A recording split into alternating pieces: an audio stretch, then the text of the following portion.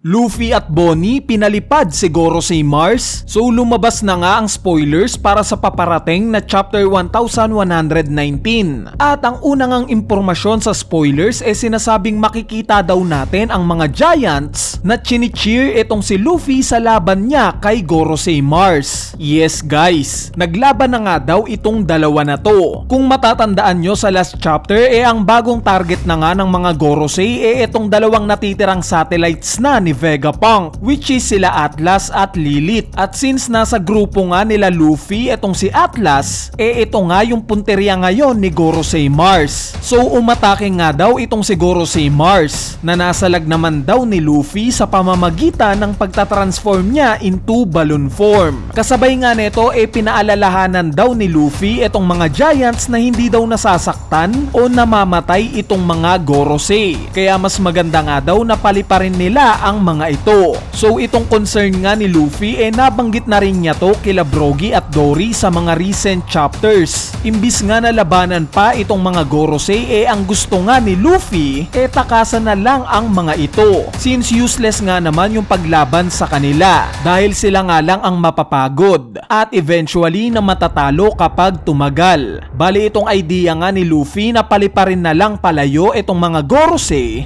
ginawa nga ng grupo niya. Dahil ang sumunod na impormasyon nga sa spoilers sinasabing kasama daw itong sila Bonnie, Franky, Sanji at Luffy gumawa daw sila ng combined attacks na napakalakas na nakapagpatalsik palayo kay Gorosei Mars. At yes, gumana nga daw ito dahil ipinakita nga daw na lumipad itong si Gorosei Mars. Bali itong senaryo nga na to obvious naman na makakabalik pa itong si Gorosei Mars at buhay pa siya. Sa tingin ko nga window time lang ito na ginawa ni Oda para makapag-setup na at makaalis na itong sila Luffy sa Egghead Island. Anyway, ang sumunod na impormasyon nga sa spoilers sinasabing bumalik na daw sa normal form niya itong si Bonnie dahil sa pagod. Bali ito nga yung binabanggit ko sa last video natin na hindi naman porket nagagaya ni Bonnie yung Gear 5 magiging similar na sila ni Luffy sa lahat ng aspeto. At pinatunayan nga yan ni Oda ngayon dahil yung stamina nga ni Bonnie hindi kayang i-keep up itong Sun God Nika form sa matagal na oras. Related nga sa impormasyon na to sinasabing na mataan daw natin sila Gorosei Mercury at Jupiter na sinugod itong grupo nila Luffy. Kung matatandaan nyo sa last chapter in-emphasize nga ni Oda na naramdaman nila yung presensya ni Luffy at Bonnie na naka-Nika form. So ngayon nga confirm na sumugod rin sila sa lokasyon nila Luffy. Si Gorosei Jupiter nga daw inatake si Luffy. Samantalang si Gorosei Mercury naman daw inatake itong barko ng mga giants. Anyway, ang sumunod na impormasyon nga sa spoilers sinasabing muli na naman daw na nagising itong ancient robot. Kasabay nga daw nito yung paggana ulit ng broadcast ni Vegapunk. At dito muli na naman nga daw na natuloy itong announcement ni Vegapunk. This time nga ang topic na ni Vegapunk yung patungkol sa inherited will. So pag-uusapan na nga lang natin to sa mismong chapter review natin. Since hindi nga malinaw sa spoilers itong mensahe ni Vegapunk. Pero ang malinaw nga sinasabing sa mensahe daw na to ni Vegapunk ipapakita daw itong reaksyon ng Big Mom Pirates at itong grupo nila Vivi kasama si Big News Morgan. Itong grupo nga ng Big Mom Pirates sa tingin ko nga na randomly lang silang pinick up ni Oda para mag-appear sa chapter na to. Pero itong si Vivi nga I doubt na randomly lang siyang ipapakita. Since related nga sa kanya yung patungkol sa inherited will. Bakit? Dahil gaya nga ni Luffy meron din siyang letter D sa pangalan niya. May connection nga rin siya kay Nefertari Lily na hinighlights ni Oda 2 chapters ago lang.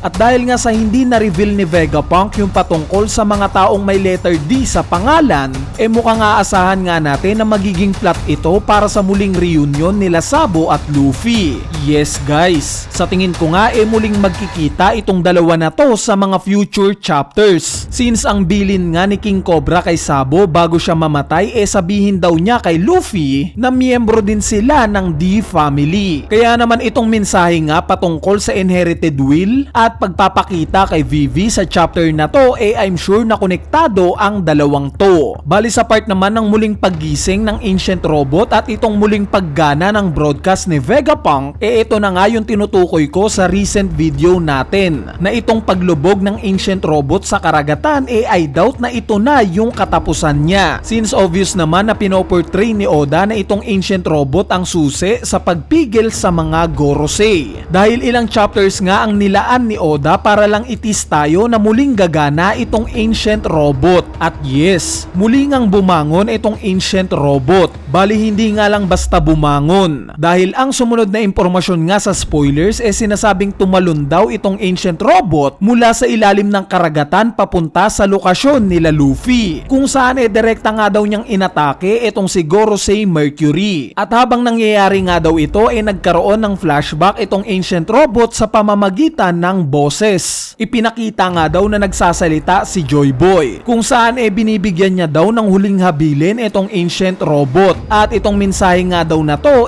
Emmet, when the time arrives you must. So confirm na nga sa impormasyon na to na ang official na pangalan ng Ancient Robot Emmet. Confirm na rin na binigyan nga siya ng task ni Joy Boy bago ito mamatay. Bali itong pagbangon nga na to ng Ancient Robot dito natin marirealize na talagang may connection nga ito kay Luffy bilang makabagong Joy Boy. Dahil napansin naman siguro natin nung time na magising pa lang itong Ancient Robot ipinapakita nga siya sa tuwing nagtatransform na itong si Luffy ng Gear 5. At somewhat na confirm na nga yan sa recent chapter, dahil yung presensya nga ni Luffy in Gear 5 form nasisense na itong Ancient Robot bilang si Joy Boy. So nung time nga na mapabagsak ni Gorosei Mercury itong Ancient Robot napansin naman natin na naka-normal form lang itong si Luffy. Ang ibig sabihin kaya neto kaya madaling natalo itong Ancient Robot dahil sa naka-normal form lang si Luffy na dahilan ng paghina ng Ancient Robot, at kaya siya gumagana at mas malakas ngayon dahil sa nag-transform si Luffy into Gear 5. Sa tingin ko nga talagang may relation itong dalawa na to, itong Ancient Robot at itong Gear 5 ni Luffy. Anyway, overall nga mukhang solid na chapter na naman itong paparating. Base nga sa mga impormasyon sa spoilers gaya ng pagpapalipad nila Luffy kay Gorosei Mars at itong pag-atake ng Ancient Robot kay Gorosei Mercury mukhang nalalapit na nga itong pagkatalo ng mga Gorosei, at nalalapit na rin itong pagtakas ng Straw Hat Pirate sa Egghead Island. Meaning nagbabadya ng matapos itong Egghead Island arc. Alam ko na gaya ko excited na rin kayo sa susunod na arc, which is yung Elbaf arc, since recently nga sa anime binigyan na tayo ng glimpse ng Toei Animation sa kung ano ang makikita nating Elbaf. Kaya naman itong mga huling chapters nga ng Egghead Island arc dapat nating subaybayan. Bali ayan na nga yung spoiler review natin para sa paparating na chapter 1119. So yun lang, peace!